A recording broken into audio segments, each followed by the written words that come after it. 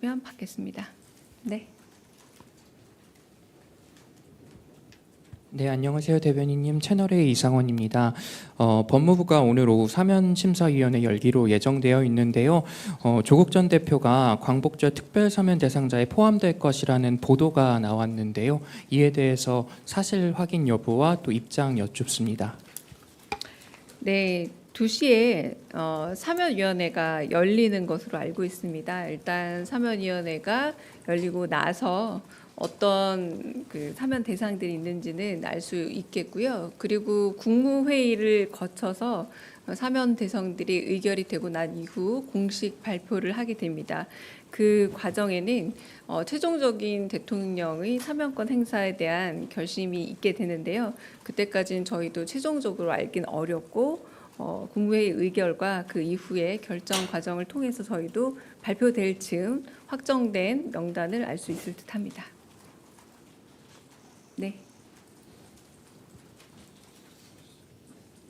예, 대변인님, 매일경제 성수원입니다.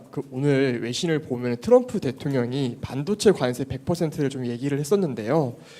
여한구 본부장은 이제 라디오 인터뷰에서 우리는 최혜국 대우를 받으니 EU랑 똑같은 15%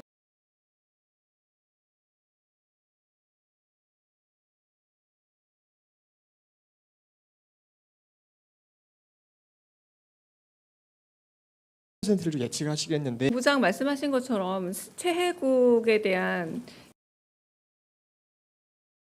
받았지 않습니까? 뭐 100%든 200%든 간에 어떤 나라가 최혜국 대우를 받는다면 우리는 반도체 분야에 있어서 그리고 의약품 분야에서 최혜국 대우를 약속받았다라는 여한구 본부장의 말을 그대로 받아들여도 되지 않을까 싶습니다. 네.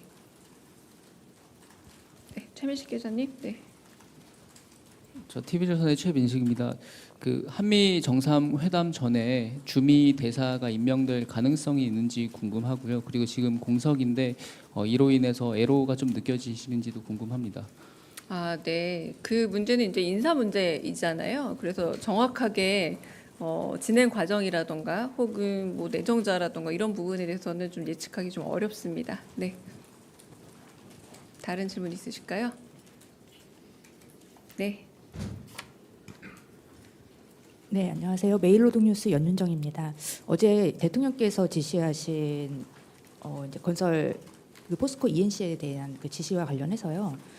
지금 이제 지난번에 국무회의 때 또 반복되는 이제 중대재해 문제에 대한 토론도 있었고요. 그래서 어제 지시와 이 국무회의에서의 논의와 좀 관련해서 좀 추가적으로 대통령실과 정부가 지금 어떤 방안을 찾고 있는지, 좀 어떤 움직임이 있는지 좀 궁금하고, 또 이런 각 부처의 대책을 포함한 이 종합적인 대책이 언제쯤 나오게 되는지 궁금합니다. 그 대통령께서 어제 휴가 중임에도 불구하고 계속적인 인명 사고가 일어난 동일한 기업에 대해서 좀 강한 질책과 좀 경고 메시지를 내셨죠.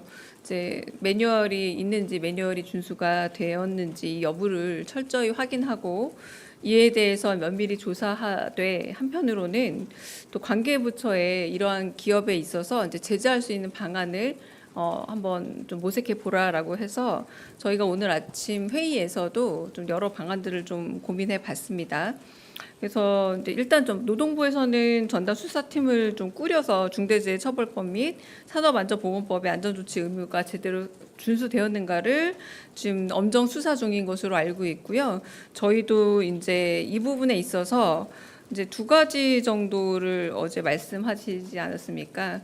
근데 그 2가지 부분에 대해서 조금 검토를 해봤는데 산업안전보건법에 있어서도 조금 혹시 미비한 부분 없는지를 좀 살펴봤고요. 그렇다면 법적인 개정안이 필요한 것은 아닌지 좀 여부도 좀 봤고, 중대재해처벌법 부분에 있어서도 지금은 사업장별로 영업 정지 내지는 이런 부분에 있어서 사업장별로 2명 이상의 사망자가 있을 때 영업 정지가 가능한 것으로 되어 있습니다. 그래서 여러 가지 법적 미비 부분들을 좀 발견을 해서 이런 부분들에 대한 보완들이 필요하다라는 것까지 가 있습니다. 그래서 지금 점검 중에 있고요. 이제 법적 보완 내지는 제도적인 미비 부분은 보고 있다. 그래서 징벌적인 배상 제도 이런 부분들도 조금 더 보고 있는 중이라서 어제 지시하신 부분들을 하루하루 점검하고 있다라고 말씀드리겠습니다.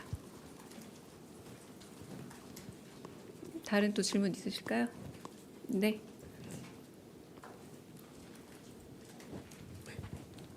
네, 안녕하세요. 오마이뉴스 이경태 기자입니다.